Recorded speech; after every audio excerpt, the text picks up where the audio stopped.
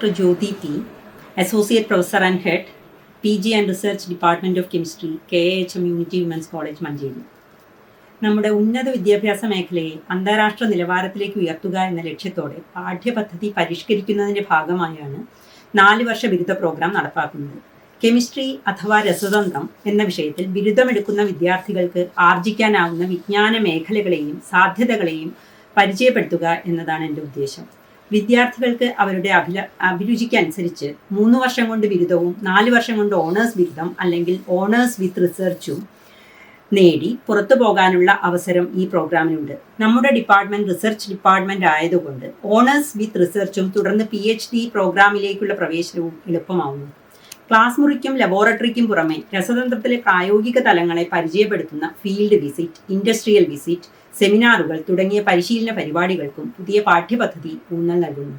വ്യാവസായിക വൈജ്ഞാനിക മേഖലകളിലെ വളർച്ചയിൽ പ്രധാനപ്പെട്ട പങ്കുവഹിക്കുന്ന ഒരു ശാസ്ത്രശാഖയാണ് രസതന്ത്രം.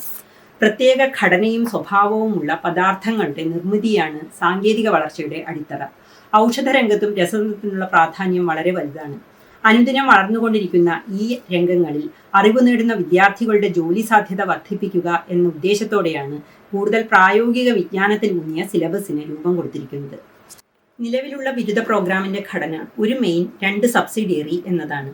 പുതിയ പാഠ്യപദ്ധതിയിൽ മെയിൻ മേജറായും സബ്സിഡിയറി മൈനറായും മാറുന്നു. കെമിസ്ട്രി മേജറായി എടുക്കുന്ന കുട്ടിക്ക് പല വിഷയങ്ങളും മൈനറായി എടുക്കാമെങ്കിലും ഫിസിക്സും മാത്സും മൈനർ കോഴ്സുകളായി തിരഞ്ഞെടുക്കുന്നത് നന്നായിരിക്കും. ഫലപ്രദമായ രസതന്ത്ര പഠനത്തിന് മാത്സും ഫിസിക്സും കൂടിയേ തീരൂ. BEd പോലുള്ള പ്രോഗ്രാമുകളിലും കെമിസ്ട്രിക്ക് മാത്സ് ഫിസിക്സ് കോമ്പിനേഷൻ ആവശ്യമാണ്. 1ാം സെമസ്റ്ററിൽ പ്രധാനപ്പെട്ട ഒരു ശാസ്ത്രശാഖ എന്ന നിലയിൽ കെമിസ്ട്രിയുടെ പ്രാധാന്യം, മൂലകങ്ങളും അവയുടെ വർഗീകരണവും, നാനോ കെമിസ്ട്രി, ലബോറട്ടറികളിൽ സുരക്ഷിതമായി വർക്ക് ചെയ്യാൻ ശ്രദ്ധിക്കേണ്ട കാര്യങ്ങൾ തുടങ്ങിയ പാഠഭാഗങ്ങൾ ഉൾപ്പെടുത്തിയിട്ടുള്ള ഇനോർഗാനിക് കെമിസ്ട്രി 1 എന്ന കോഴ്സാണ് പഠിക്കേണ്ടത്. ഈ വിഷയങ്ങളുമായി ബന്ധപ്പെട്ട പ്രാക്ടിക്കൽസും ഇതിൽ ഉൾപ്പെടുന്നു.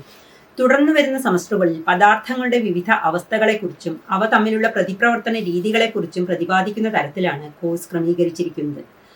കെമിസ്ട്രി മേജർ എടുത്ത് പഠിക്കുന്ന ഒരു വിദ്യാർത്ഥിക്ക് ഈ പ്രോഗ്രാമിന്റെ അവസാനം എത്തുമ്പോഴേക്കും ഈ വിഷയവുമായി ബന്ധപ്പെട്ട എല്ലാ മേഖലകളെക്കുറിച്ചും ധാരണ ഉണ്ടാക്കുന്ന തരത്തിലാണ് സിലബസിന്റെ ഘടന. പുതിയ പ്രോഗ്രാമിലേക്ക് വിദ്യാർത്ഥികളെ സ്വാഗതം ചെയ്യുന്നതോടൊപ്പം അവർ ആഗ്രഹിക്കുന്ന രീതിയിൽ വിജ്ഞാനം നേടാനും പ്രയോഗത്തിൽ വരുത്താനും തൊഴിൽ നേടാനും പുതിയ പാഠ്യപദ്ധതി സഹായകമാവട്ടെ എന്ന് ആശംസിക്കുകയും ചെയ്യുന്നു. Thank you.